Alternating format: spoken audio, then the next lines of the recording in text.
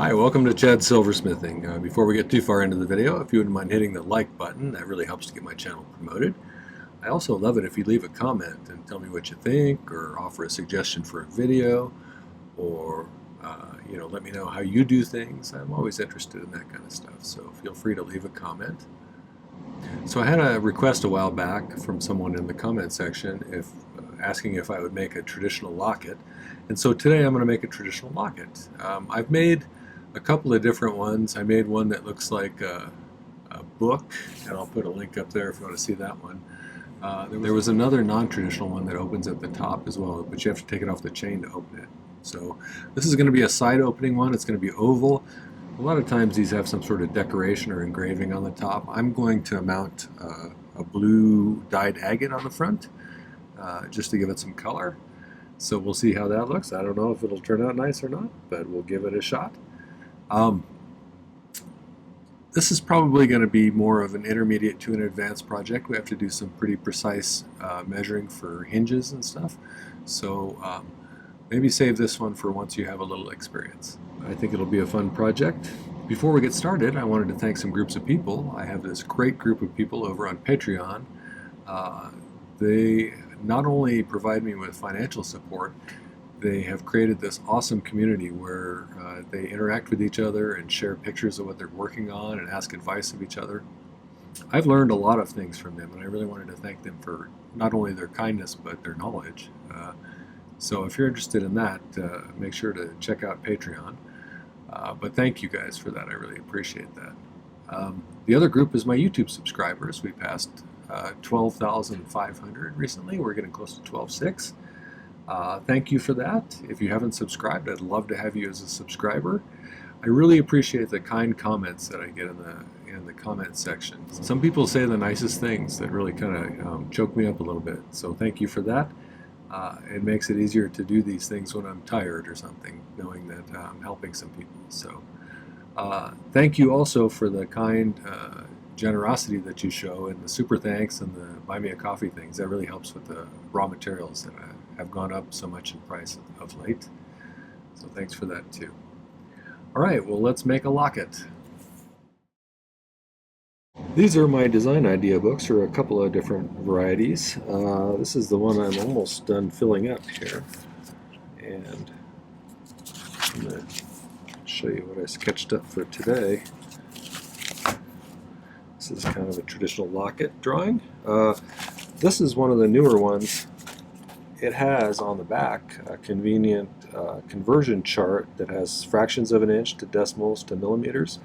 We just put one up recently also that does wire gauge to millimeters, because I know a lot of people overseas don't use wire gauges like we do. So check those out. They're handy and give you a nice platform to sketch up your ideas in. So here's our basic locket design. I actually use this template that I have for lapidary stuff for sketching up jewelry design sometimes, and that's what I used to decide on the size of this oval. This is a 25 by 18. And what I did a little prototype on this one, because I've done similar things, but I've never done anything exactly like this. So I'm going to cut two pieces of sheet. I did one already as the prototype, so I'll cut a second one, and I'm going to dome it slightly with my dapping punches and block, and then we'll add a border on the underside of it, a 14 gauge square wire on each of them. And one thing that I meant to draw up is, if you looked at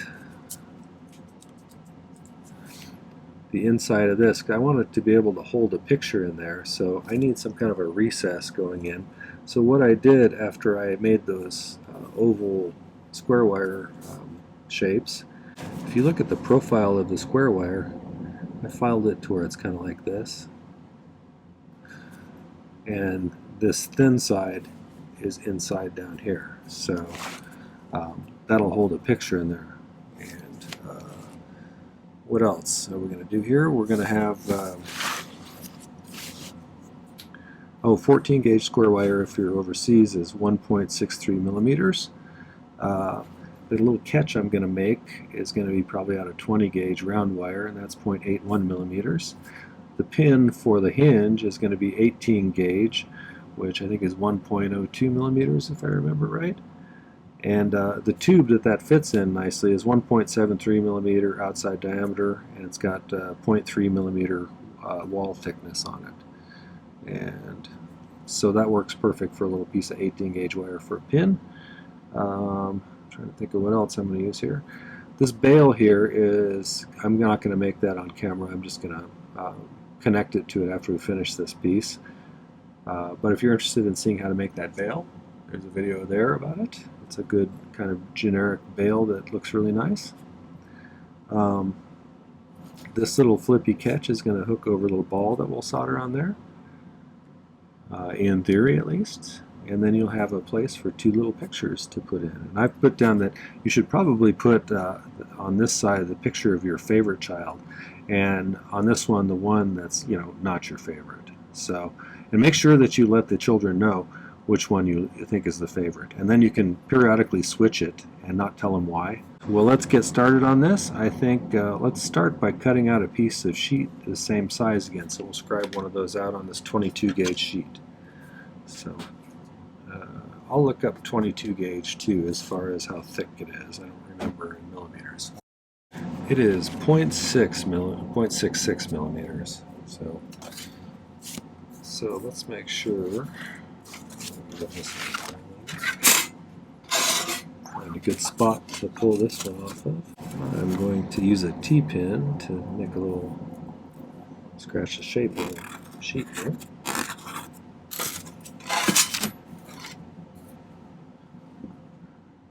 I thought about using 18 gauge for this, but that seemed like it was going to be a little bit thick and heavy, and sometimes you don't want to necessarily have a great big heavy pendant. Some people find those things kind of uncomfortable.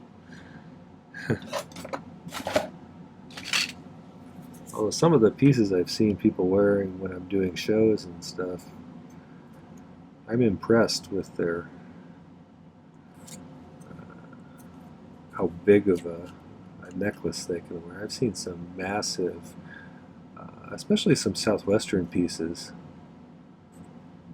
that have huge stones in them, and they must weigh, you know, 3 or 4 pounds for the whole piece. I would think your neck would get sore wearing that all the time, but perhaps you build up a tolerance. If you want to, you can use your saw to cut this out. I think it's probably, this is a regular enough shape to where I don't need to do that. We'll just kind of cut right outside the line and then file it smooth.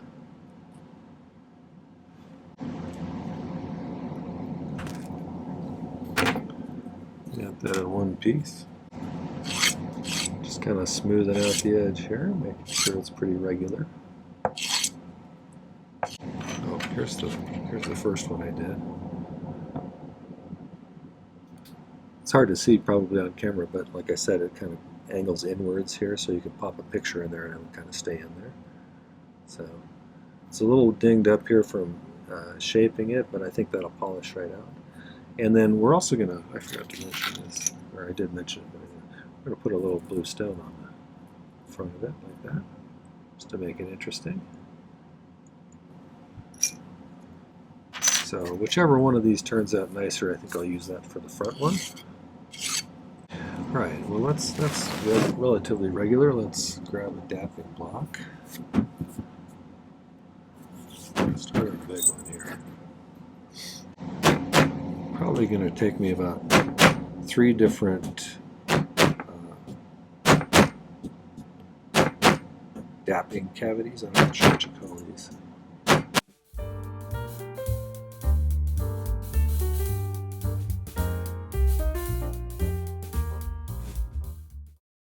Now, as it is right now, it's going to sit like that, because we're dapping it with round dapping concavities, I guess you'd call it. And we're doing an oval shape, so we need to kind of flatten it back out a skosh. What I do when I'm doing something like this, just use my bench block and we'll just kind of gently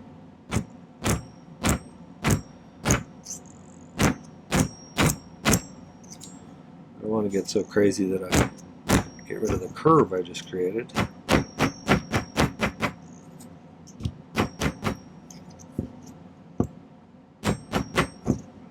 Let's get it to where the sides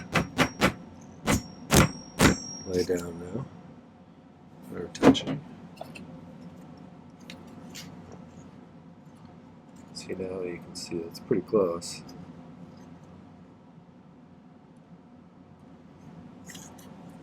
And that gives us just a slight dome to it.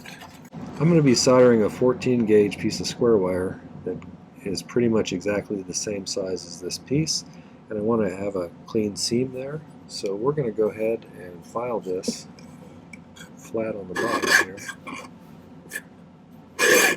But also, somebody suggested to me doing stuff like this, having a piece of sandpaper just attached to your pad, and then you can just kind of do this on it. That's not a terrible idea.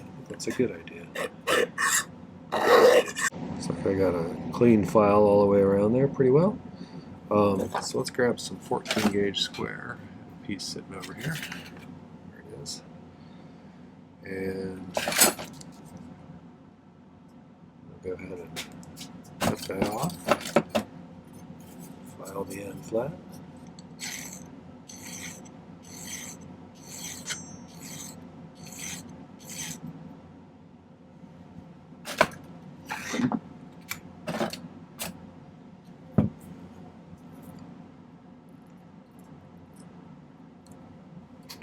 Alright, so now I'm just going to kind of manually make an oval.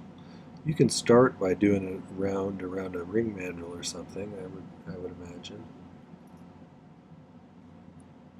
With square wire, it's going to try and twist a little bit when you do this because it's trying to find an easier way to bend that way. And so it tends to try and go diagonal on you.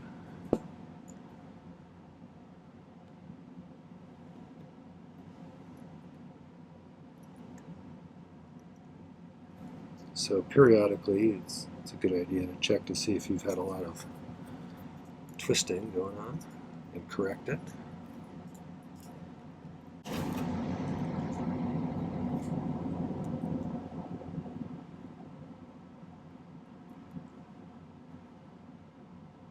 We're getting within the size range here, so I'm going to do a little fine tuning and we'll cut it.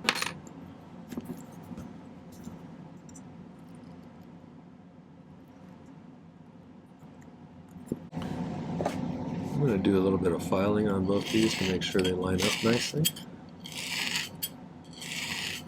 And also because I think I need to take a little bit of material off because I was close but not quite there.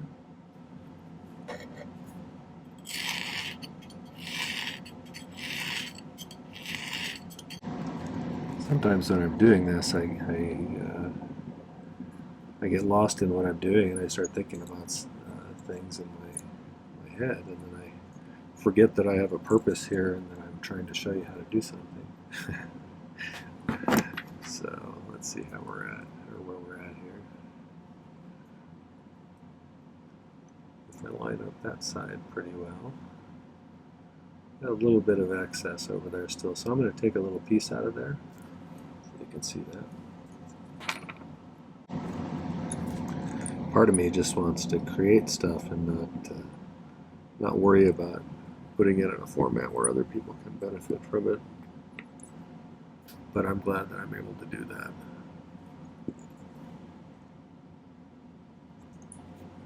But who doesn't want to just forget about responsibility and make something, you know?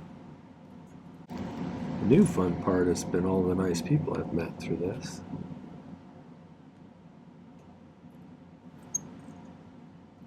I feel like I know some of my frequent commenters pretty well, even though I've never actually met them. The next step is going to be, I think I'll probably solder this closed. And then I'm going to file that angle with probably my half-round jeweler's file, kind of at a slope that way, to make that taper in kind of angle that we're going to use to hold the picture in place. But let's solder this first. So if you haven't been to my channel before, I use primarily hard silver sheet solder, with a few exceptions. And today I'm just going to pick a little bit of solder right there to close that. But first we got to flux it. I use a liquid flux. And I either spray it on or I dribble it on. Oopsie, go back here. If you've never seen pick soldering, this is a useful skill too, so I'll put a link up there for you to a video about it. I think it's one of those techniques to learn that pushes you to a whole new level. So I think if you've been doing it for a little while and you want to kind of amp up your soldering skills, check out that video, because it allows you to precisely place a piece of solder in exactly the amount that you want. So once you've practiced a little bit, it's pretty easy to do. I'm probably going to do some of this off camera because you don't need to watch me file the entire time. However, I'm going to use this half round file and file it at an angle while I hold it this way. You can see that. Kind of like this.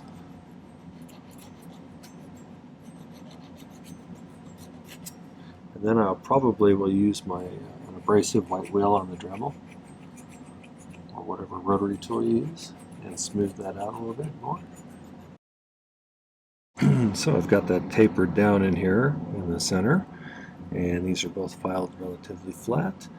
I need to get some solder between these two to hold them together, and the easiest way to do that is to do what's called sweat soldering, is where you pre-attach some solder to one or the other piece, and then just get everything positioned and then reflow the solder.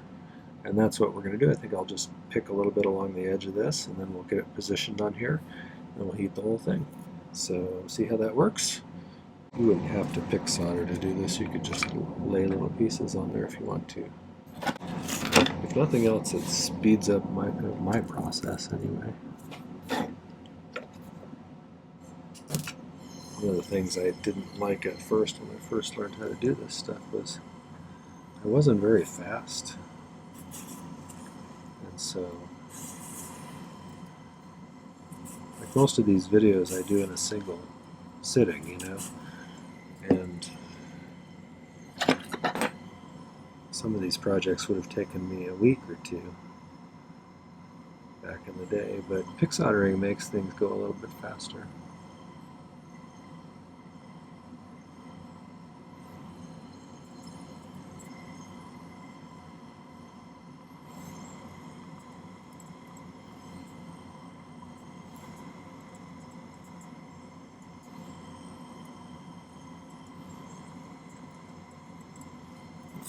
I have a big hunk there by accident.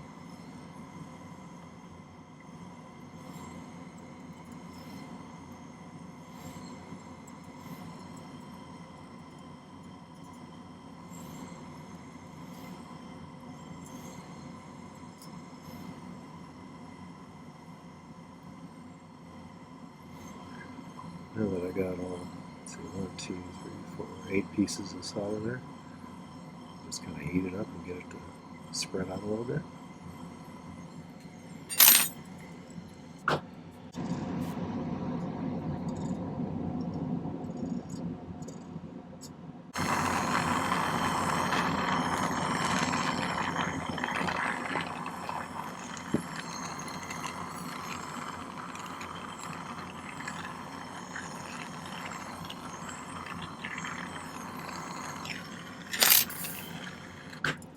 Seems to be one of those days where I'm knocking stuff off the table. Who am I fooling? Every day is one of those days. Looks like it's soldered on the inside, so it's just needs some cleanup filing probably.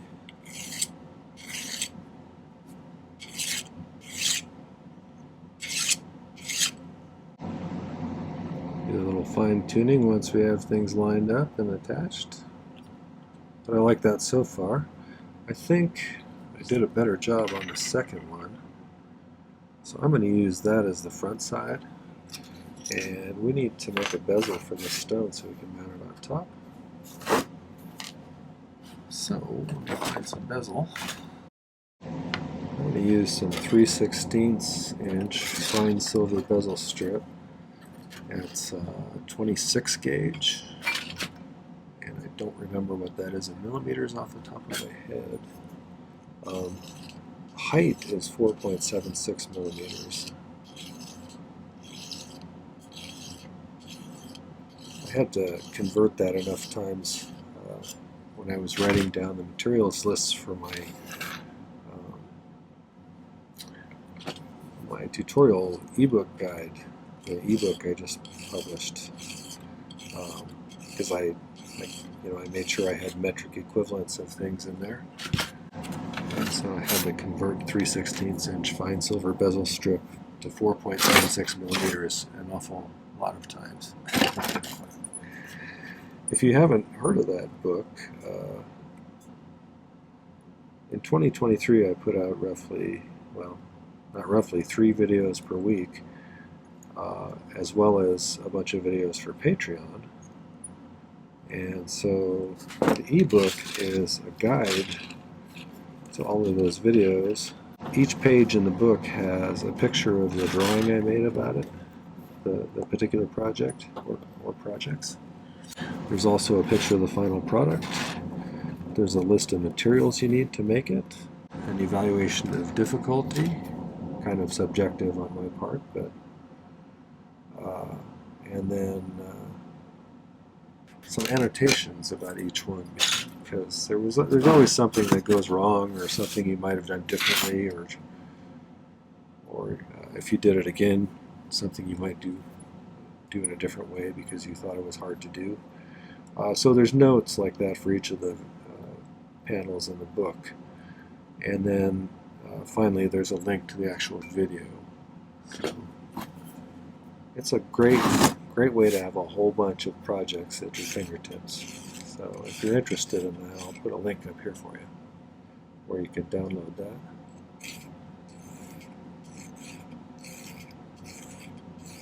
But thank you to all of the people who have downloaded it. I really appreciate your support. It's been fun doing container sorts of projects. I like doing stuff that has some kind of feature to it, like it spins, or it has some kind of kinetic thing, or it has a compartment in it. So I've made a few different things like that.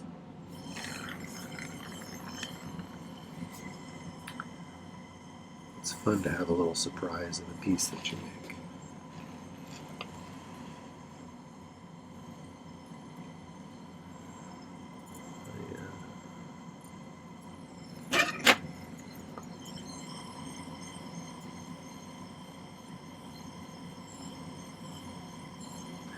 One of my favorites was the acorn container pendant. I didn't even get to sell that one. My wife snapped that one up. So,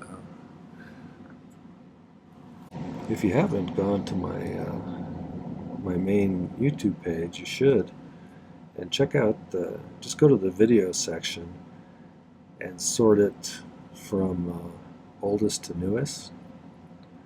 Because there's some interesting stuff from way back when. Some of the editing may be a little crude, because I was really getting my legs under me about video editing, and but there's some interesting projects from back then that don't get a lot of traffic because I think YouTube doesn't promote them too much anymore. So, but there's some fun ones. I liked the bicycle pendant I did. That one was fun. And I did one that had an apple pie where the stone was back set behind a lattice, so it looked like a pie crust. That was another favorite. I kind of liked that one. I added a rolling pin on above the thing, and I didn't love that part of it, but I did like the pie part. So we're going to try and center that right on that thing. You know, normally when you're mounting a bezel to a curved surface, it's curved in one dimension like this, but this is curved in kind of a 360, so I don't think I'm going to have to alter the bottom of this bezel much. I could, if I want to get a really nice seam, I could file inwards at an angle like this, which I might do a little bit to make sure it sits down nice on that curve. I can nudge it around as we go.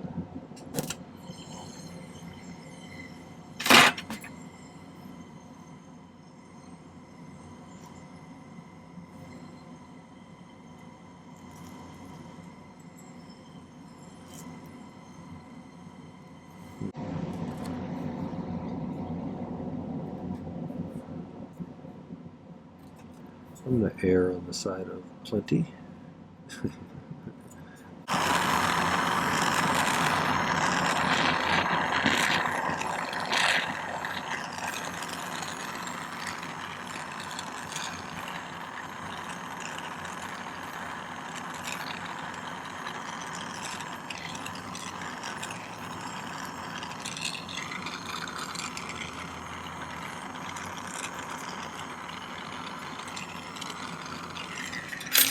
Okay, so this is going to be filed down significantly shorter. And now we need to figure out how to hook these guys together.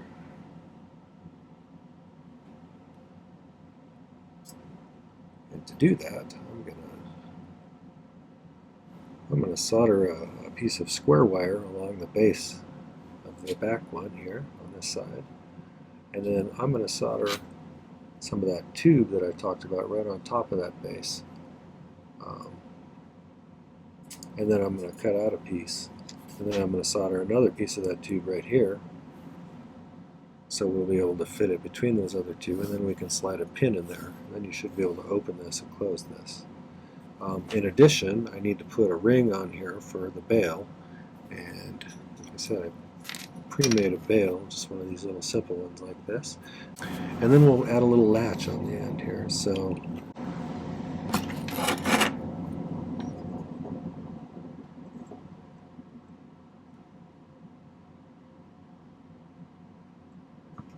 that's pretty good.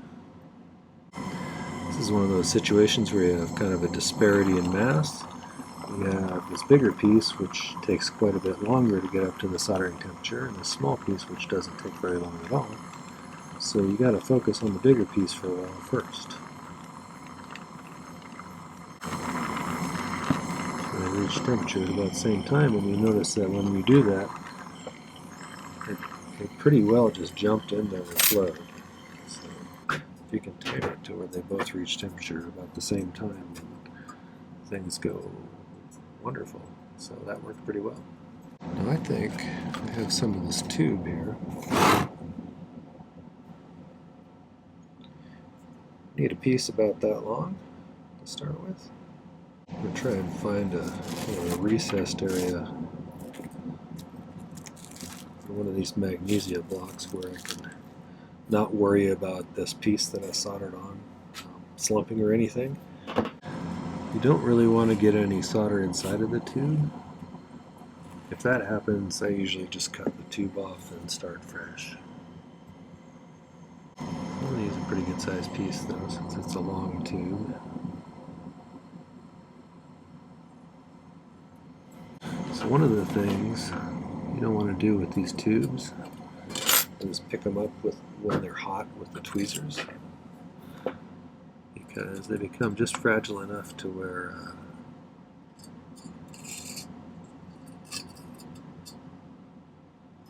they'll crush.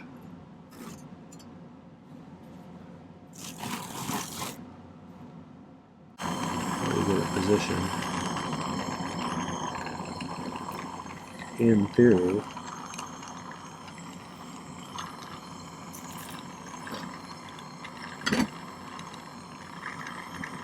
now again, this is a disparity in mass situation, so most of the heat needs to go in the bottom piece there. I think while I'm here, I'm going to solder a ring to the top of this, and I'm going to solder a little silver ball onto this one here.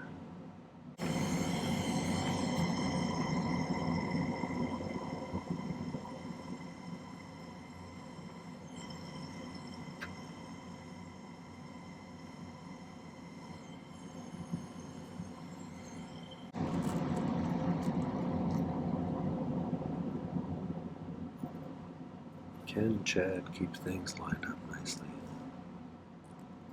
Who knows?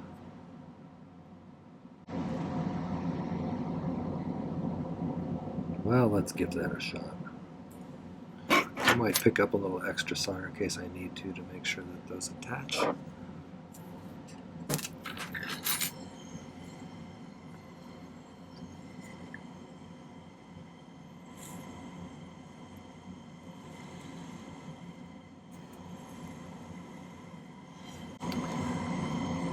It's nothing more frustrating than getting a complex piece finished, and then when you're polishing it, having like the ring for the bail come off or something. That's a bummer. So let's make sure we get it on there again. It's easy to get the ring up to temperature, but you want to make sure that the bigger piece also reaches that temperature too. So otherwise it really won't adhere very well. I think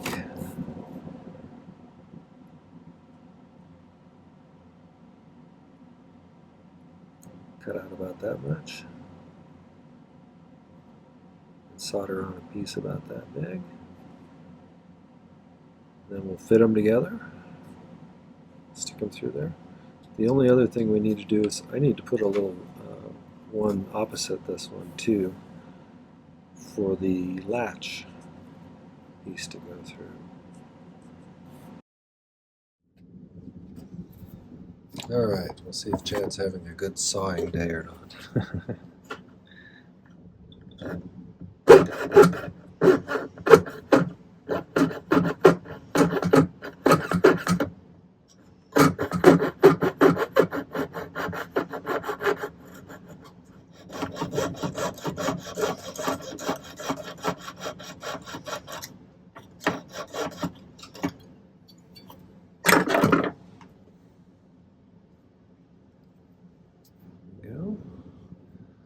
I may do a little cleaning up with the Dremel and the file to make sure that that's nice and clean and it doesn't have a lot of burrs stuck in there. So I'll be right back. So I've got a tube cut. I'm going to sweat a little bit of solder on there and solder it right there. And then we'll kind of figure out how to narrow it down and put the... well, actually, we got to put this other tube straight across from it on the other side. So...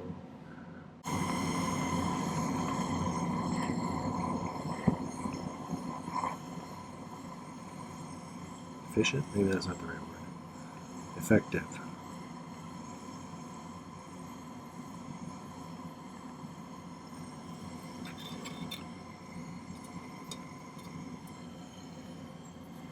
So we'll go ahead and do this one too.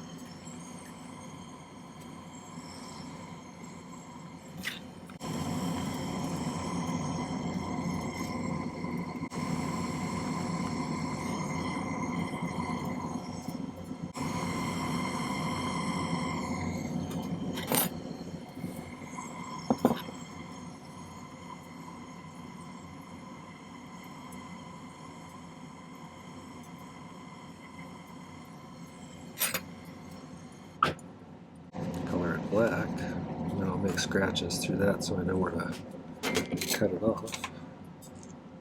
So I want to make sure I get everything lined up right when I'm doing this.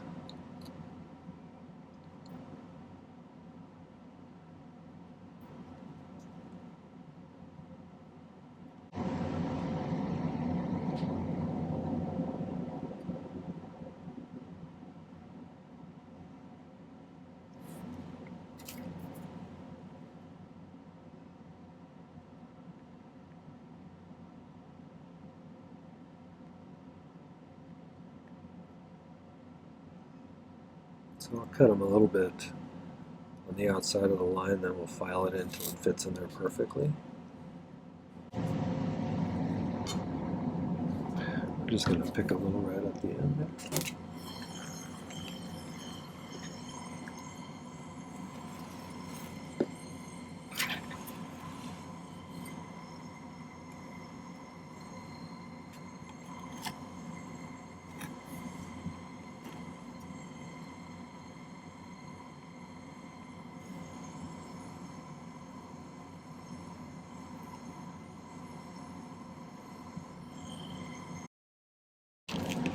Okay, so I got it trimmed down so it fit in there nicely, and I was able to stick a piece of 18 gauge wire through there, and the hinge works fine. Got a good hinge going on there. And then after I trimmed this tube down a little bit, cut off a piece of 20 gauge wire, and I made it slightly too short here, so I'm going to try and solder that around the same time as I do the hinge pin, so that that'll latch over that little ball that's soldered on there. And but before we do that, I want to get rid of any excess flux, because I don't want any of the previous solder joints wanting to flow into the hinge. So I'll be back in a few and we'll solder all these and then pickle it for the final bit. So I let it pickle for a while. I'm going to go ahead, I'm going to use, like I said, some of this easy paste solder. I'm also going to put a little right on the edge of the tube here, where the pin and the tube join.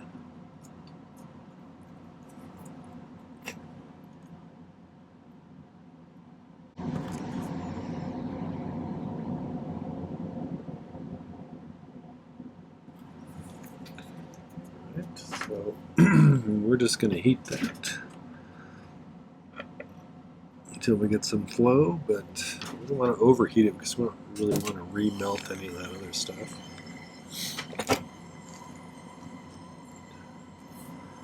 For this one, it's kind of a separate piece, so I can just get that hot.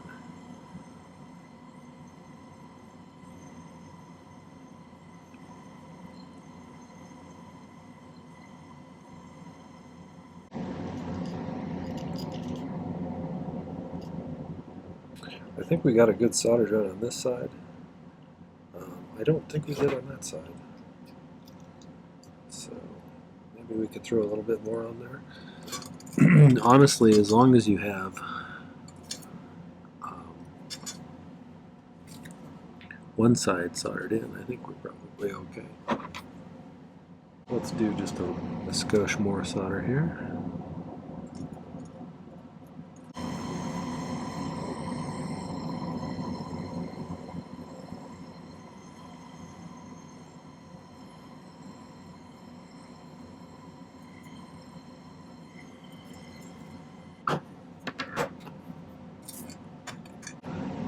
I may do a little bit of filing on this thing to make sure that it lines up nicely, but it's a little bit, drops a little bit lower on the back one. Alright, I'm going to let that pickle for a while longer, then I'll polish it, and then we'll come back and take a look at it.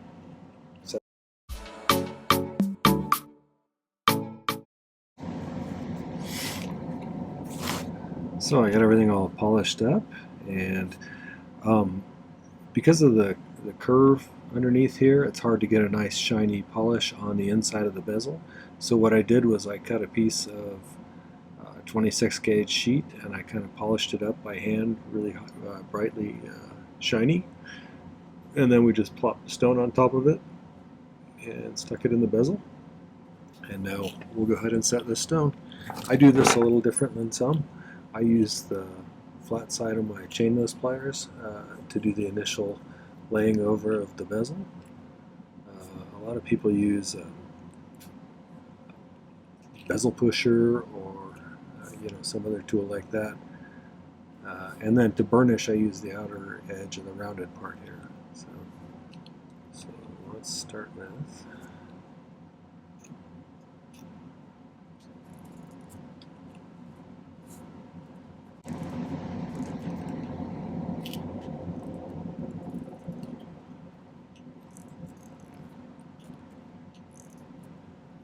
Once that's laid down nice, then I'm going to go ahead, like I said, and use the rounded outer part here to kind of burnish that top edge.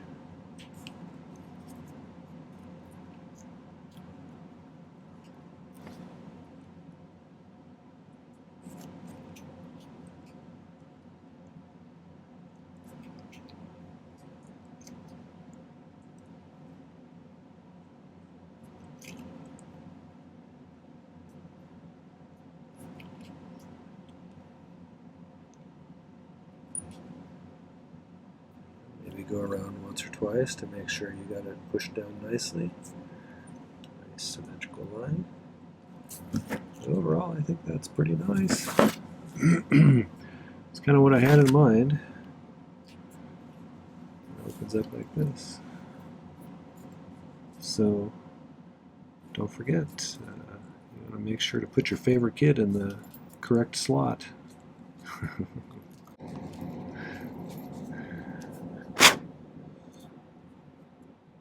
A little polishing compound there still.